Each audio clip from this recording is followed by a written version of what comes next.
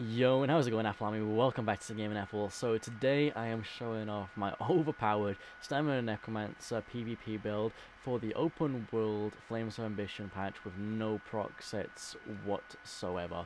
This is purely meant for Cyrodiil and it is an ult combo build, and honestly guys, it's a lot of fun.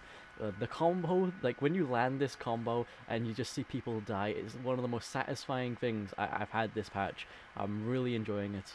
The only thing more satisfying than it is a dragon leap, because nothing beats a DK leap, let's be honest. But yeah, this thing is awesome. So without any further ado, let's get right into the video. So, we'll start off with basic stats. What I'll do is I'll go over our base stats for both bars, unbuffed, then I'll go buffed, and just go from there. Right, so unbuffed, we're looking at about 15k magic, nearly 28k health, 30k stamina, magic health recovery, don't really care about.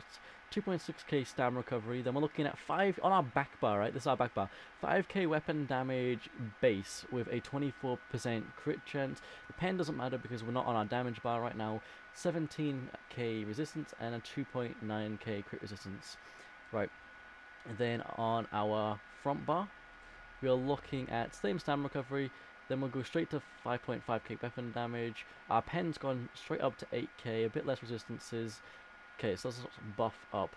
So we are using a crit stam pot here. So we'll put our crit stam and then we'll properly buff up. Right. So now we're looking at 2,555 stam recovery, 6.4k weapon damage, 36% crit, which is amazing, and 8.1k physical penetration with 20k resistances and 2.5k crit resistance. Usually I would find this crit resistance a bit low, but because we're on a Necromancer and we have so much damage mitigation, I honestly don't feel like we need any more, so I put an extra piece well fitted instead of crit resistance. I feel really comfortable where we are. And then on the front bar, I'll just buff up again on our defense bar. So same stam recovery, 2.5k, nearly 6k weapon damage on our back bar, right? So our rally and vigor ticks are going to be really nice.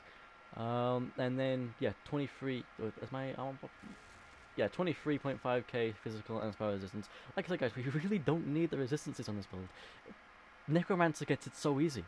Just so easy for resistances and damage mitigation. So yeah, we can just... It looks squishy, but it really isn't. This thing is tanky, which I love. But we'll get into that as we go into the rest of the video. So, going on from there then.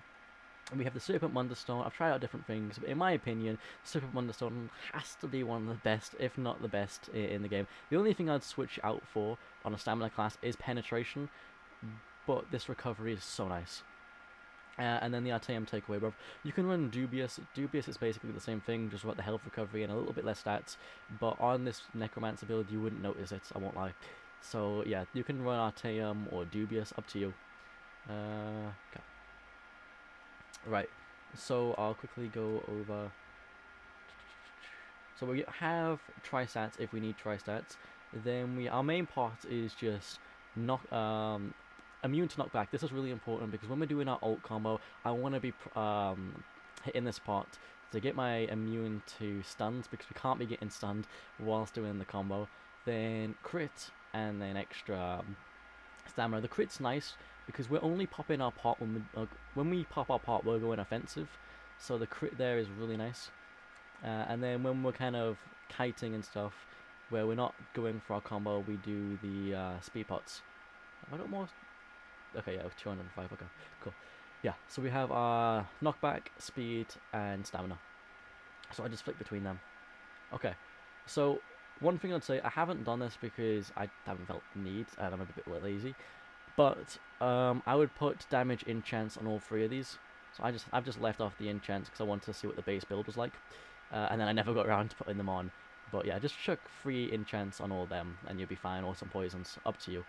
But the main thing is we have a Nirn sword as our main weapon. Now it's important to have Nirn on the main hand, because Nirn on the main hand greatly ups your weapon damage. Because say if I put sharpened. Like Nirn on offhand and sharpened on main hand, my weapon damage will go down quite a bit. So I have Nirn main hand, and then a mace in sharpen because I wanted the pen. You could also do two maces with one Nirn, or 2 swords with 1 sharpened, 1 nern, whatever you see fit. I've just gone for a sword, nern, and a mace sharpened. But you can mix around, just as long as the nern is on your main hand. That's the important thing. Okay. And obviously we're running Spriggans. I didn't actually go through this yet. Yeah. 2 lines of stamina, weapon damage, and penetration. I mean, it's just a must, in my opinion, for damage this patch on a stamina class. Then back bar, no surprise here, critical riposte, increase your critical resistance in defending. I mean, we're getting 3.2k resistance and 400 crit resistance from our back bar 2-piece. I'm not complaining. It's really nice. And having a sword back bar gives us a lot of damage for our heals as well, instead of running a sword and board. Right, then we're using two 1-pieces, both weapon damage monster pieces. We are running 6 medium, 1 heavy. The heavy is a chest piece in reinforced. We have got tri-stat enchants on all of the gear, with 1 piece well fitted, 1 piece reinforced, and then 5 pieces in pen. You can do 6 in pen if you want, just keep the chest piece reinforced because it's nice to have that 1 heavy piece. But we're using Velidref and a Balog just for the weapon damage, then Hunting's Rage for 2 lines of crit, stamina, and weapon damage. Honestly, I'm really liking Hunting's Rage just because those lines of crit are really nice. I know crit got a bit nerfed and it's a bit controversial, but like some people don't really like the new lines of crit. But I've spec'd into crit in the CP, and when you run crit pots, so when you have like major savagery, I think speccing into crit is really nice for damage. This is overall a great set, and I wouldn't choose it over Spriggans. Like, I would never choose it over Spriggans. Spriggans is better. But if I'm looking for a second damage set this patch, this is up there to go with Spriggans. So yeah, solid set, right? And then we are running Spriggans Jewelry, all infused weapon damage. Okay. So yeah, as you can see, no defense there whatsoever. The Necro doesn't need it. So for our skills, okay. So we got on our back bar, the 2-hand bar, we're running Spirit Guardian. So it's a longer ability duration for 16 seconds, gives us heal every 2 seconds, and it takes 10% of all damage. Like, seriously, this thing is crazy. It takes 10% of all your damage. Pair that with Temporal Guard, and we're getting 15% damage reduction straight away on our back bar, which is why we don't need massive resistances, because this thing is amazing. Right, and then what was it in the passives? So when we put up our Spirit Mender as well, so when we've got that Spirit Mender active, we get an extra 200 magic and stamina recovery. So you just got to keep this thing up. When you keep this up, you get your extra 200 magic, stamina recovery, and 10% damage reduction. Don't drop that skill. Really good. Now, risk against time, we get our movement speed, so 50% movement speed. Then we get immunity to all mobilizations and snares, so this keeps us really fast. Pardon me. And we're an Orc, so we get the 10% extra movement speed from our passives. So that will just quickly go over the Orc passives. So yeah, stamina, health, and then weapon damage, and then we get 12% reduction in sprint, and then an extra 10% movement speed. Pair that with the 30% from race against time, we're at an extra 40%. Then you get a load more speed from medium armor. Let's just check this out. How much was it again? Yeah, 18% extra movement speed from being in medium, and then you get the 8% extra from CP. You get where I'm going with this, guys. We're pretty fast on this build, which is really nice. And then obviously you get 10% extra critical damage. So when I'm doing a combo, if I'm going to line up a combo, I'll just make sure, just before I put my ult combo down, just before I pull up my blast bones, I'll just quickly go back bar, tap that. So for my full duration of my ult combo, I know it's only 10 seconds, but this gives me enough time to do my combo, which is really nice. Then we got Rally. Honestly, we don't really need the heal from Rally. I just already have Race Against Time for my snare removal, so we might as well take the heal from Rally, because we need it for the Brutality, and we need it for the extra 15% stamina recovery, the Minor Endurance. So I might as well take the heal. It allows me to get pretty lazy with my heals. Like, this build is really easy to play. Honestly, it's not a hard build. It's not like my Stampler where I'm on top of everything. I'm on the ball of everything that's going on in my Stampler. My Stampler and my Stamp Sork. No, this one's a really laid-back build, and it's easy to play. Yeah, the only thing I'd say that's difficult about this build is the fact that it isn't like an uppercut uppercut spam build with Blast Bones and Dawnbreaker, we are running a complete kind of burst them down in an ult combo and spin to win. So you got to be very more methodical in how you do your combo, and you got to kind of learn it and get it down, because if you miss it, you'll be waiting a while to get your chance to kill that player if it's a tanky player. If it's not a tanky player, we don't really need the combos, but those tankier players, we need it. So you kind of want to hit it every time you ult, you want to be killing people. So that's where the skill comes in. Then obviously we get this for our major resolve, so extra 6k resistances for having the Summoner's Armor. And then when we have this active, our Spirit Mender and our Blast Bones are 15% cheaper. So I always cast this before this, because first of all, this one has a longer duration, so it's up 20 seconds. So I like to start my boss with the longest duration. So I start with this, go into this, and then this cost gets reduced from 4,300 as well. I've actually showed you, yeah. It goes down to 3,600, so you save a bit of resource there as well. So that's why I do that. And then obviously resolving Vigor, and I've already gone over Temporal Guard. Right. And so, Blast Bones. Blast Bones is beautiful. Absolutely beautiful. It does, I'll just quickly buff up, right? So obviously we got nice pen as well. So just a 17.5k tooltip, but then we got really nice pen to go with it. When we add Pestilence for the extra 10% damage done from the, is it minor? It's major vulnerability, yeah. Major vulnerability. And the Defile, this thing is just so nice. It does so much damage for us. Like, you can pop a Blast Bones, do a medium weave into a rending, pop another Blast Bones, then do a Turn Evil, and then do medium weave into spin to win. And the people that aren't as tanky will die from that, honestly, because they'll get caught in the fear and just die to the Blast Bone spin to win, kind of like slam combo, which is really nice. So yeah, obviously beautiful spammable. Then spin to win. This thing, they don't even need to be below 50% health to use this, because it's got a really nice tooltip as is. So you can kind of animation cancel rendering with a Whirling Blade. So, and then the bonus is that it does up to 50% extra damage. Sorry, 100% extra damage when they're below 50% extra health. So yeah, and it's AoE. So when they roll dodge, you get the point. This thing's just easy. It's beautiful. Spin to win. Gotta love this thing. Then rendering slashes. I would have gone for the heal one, but there was no need because we've got so many heals. So I just opted for the extra damage, the movement speed reduction, so we can keep them in our sight, and then we get a bonus of a bleed, which is nice. Then Branded Tether. So what I'm going to quickly go over now is Branded Tether gives us a really nice heal, and we've got the AoE heal on for our teammates, so it's a 2vx build, 3vx build, and then while slightly to get extra healing. So what I will say is I like to stay offensive on this build. So what I'll do is I'll pull up a Blast Bone, right? Then I'll do like a medium weave into a twin slashes, medium weave into a thing, into one of them. So I'll just keep it coming up. So I don't even need to be going on my back bar, because when the Blast Bones explodes, I can just keep activating the skill, which is really nice.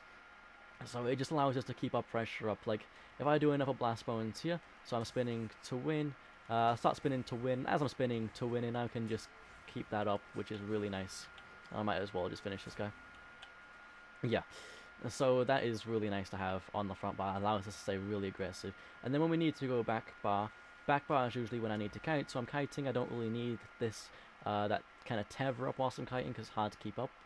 So what I'll do is I'll have my Spirit Mender, you know, I've got my Rally, I've got my Vigor, yeah, I've got my movement speed.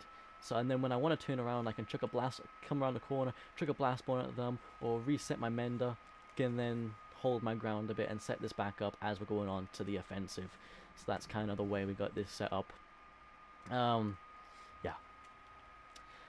Then Turn Evil. So we don't need the Minor Protection, we don't need the Stam Recovery, although people in our group might not have these things, so obviously they can stand in them. It doesn't benefit us because we get Minor Protection from Temporal Guard, and we get our Minor Endurance from this, although it does allow us to have Minor Protection whilst on the front bar, which is nice if you do stand in it, but the main reason is that it does the AoE Fear. So this thing is beautiful because what I do is I'm going to actually quickly get my ultimate. So let's just grab my ultimate quickly, guys, and I'll show you a quick combo. Right. Okay, so we're just gonna buff up. So, you know, we've got all of our buffs, so I did that the wrong way. Spirit, do the armor, spirit mend, you know, race against time, rally, right. So now I'm looking to do a combo, okay? So I've popped my crit pop, I'm going to pull up my blast bones, and as I'm pulling up my blast bones, oh, I did that so wrong, right, that's my bad. Right, I'll pull up my blast bones into this, then a fear, and a spin to win. As easy as that. Right, so like I said, it was blast bones into the Colossus ulti. As soon as you hit that Colossus ulti, you do a fear, and then you do a spin to win, which is, I'll just finish this guy off. Yeah, it's a killer combo.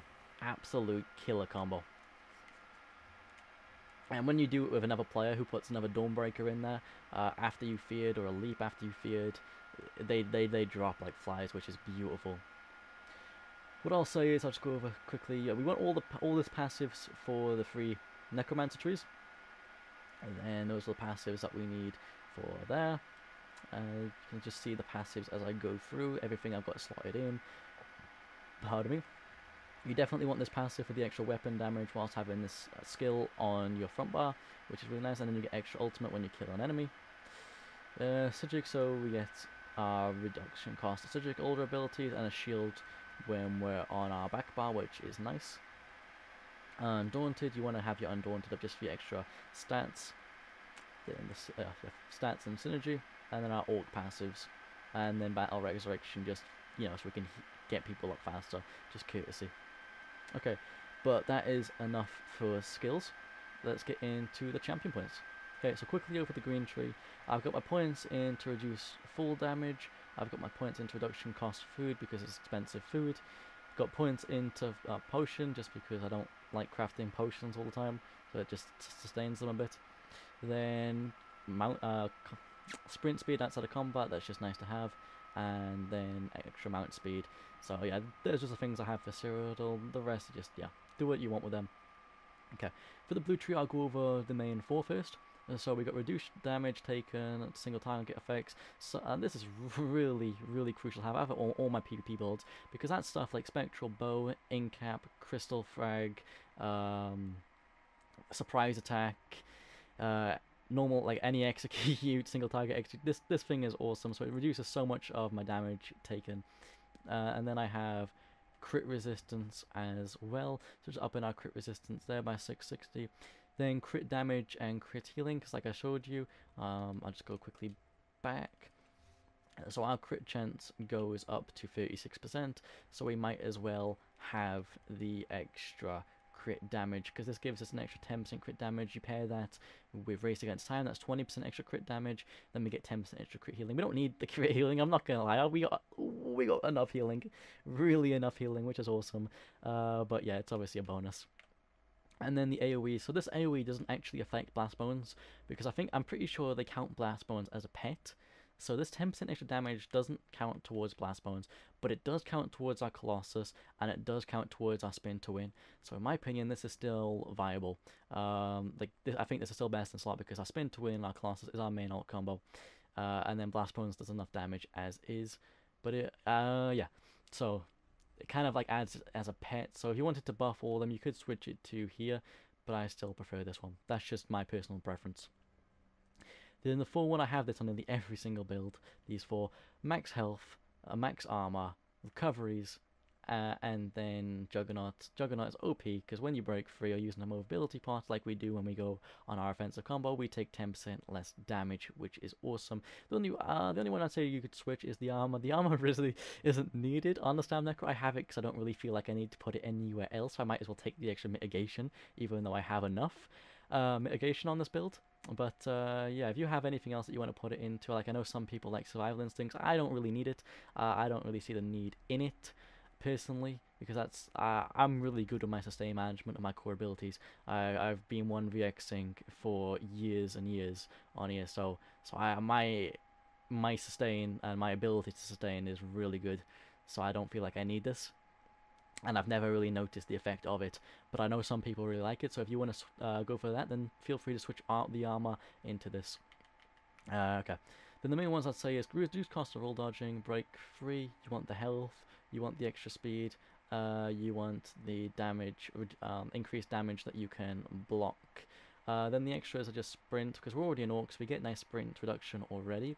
and then block, and then this one here reduces the duration. I like to have this one, just might as well. It just, you always got a status effects, and you just get some off of you a bit quicker without a purge. Right, so that is the CP done. I'm just thinking, is there anything else? Going over the gear, attributes, combo, CP. No, I think that's about it, guys. Honestly, this build is really straightforward. What I will say there, though, is just one last tip. Is this build, as you can tell, isn't going to be the best for 1v1 because you have to hit them with the Colossus ulti with a nice combo. It is very methodical. So when you're doing this, I would get some practice on this if you want to run this build for 1vx. In a 1vx, it's much easier than a 1v1 because they're all running after you. They're all trying to get you killed. So you can run around a corner, pop a bass bones up, do a Colossus into a fear, then spin to win, and you'll see bodies drop. But 1v1, people are looking out for it, so you just got to be more patient and really get that opportunity and everything lined up, because you can kill tanky players with this build, because I have done it. So if I can do it, you guys can do it. Just takes practice. But yeah, if you chuck this into a 2vx, 3vx, and you put down your Colossus into a fear, and then they other players ulti into it, and you start spinning to win, you'll really see how enjoyable this build is. I'm going to be uploading probably one more video on Stam Necro, just doing a 1v and 2vx video, just showing off the build even more from our last video. But then I'm going to be moving on to the Stam Den. So we've done the Stam DK, we've done the Stam Sork, Stam Stampler. Now this is the Stam Necro. We're going to go into Stam Den, and then only the Stam Nightblade. Then we will have done all the Stam classes for this patch, and maybe I'll be able to get onto a Magic class for once, which would be awesome. Without any further ado, guys, I hope you found this video helpful. Let me know if there's anything that I missed or anything else that you want me to go over in the comment section down below. And also, I just love to hear from you guys, so go comment down below. And if you did find this video helpful, then please make sure to smash that like button and subscribe to become part of the Apple Army and to stay up to date with all my latest content here at the Gaming Apple. And if you want to get a step further, guys, and you want to know all my latest content's coming out and what I'm doing next and what I'm up to, or just want to talk to me in general, or just have a little laugh, a bit of banter, come join the Discord. The link for the Discord will be down in the description below. Without any further ado, guys, I love you all, and I'll see you in the next one. Peace out. Bye-bye.